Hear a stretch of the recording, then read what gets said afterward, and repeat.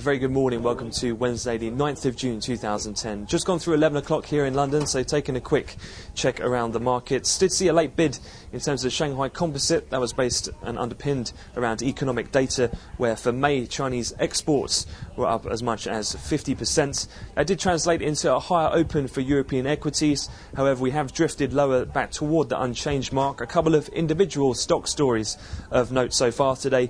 One has been of BP shares, which have fallen around 5%, so another day of substantial losses for the oil giants. That's on the back of continuing concerns over the Gulf of Mexico spill, but predominantly now in terms of rumours that we've had this morning that they could suspend their dividends. They have been pushed by politically the US in order to suspend that dividend, to use that money to pay for the costs in cleaning up this spill. Elsewhere, Nokia shares as well, they've underperformed. They did shoot lower by around 2.5% on unconfirmed speculation that they could issue a profit warning, although we've not heard of anything as yet from the company. They're still trading around their lows of the day. Nevertheless, though, with the higher opening equities, Bund futures are trading quite sharply lower. Two things really in focus here.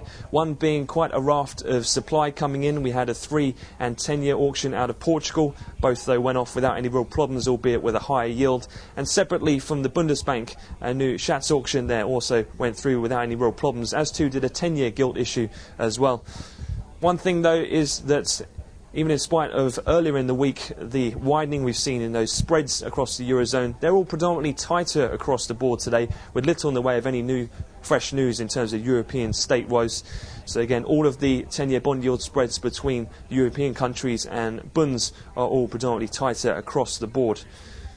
Taking a look then in terms of things to come for the rest of the session, it's pretty light calendar in terms of the US. Yet again, we'll have the weekly NBA mortgage apps, and then we'll have the DOE's all inventory levels to come later on this afternoon.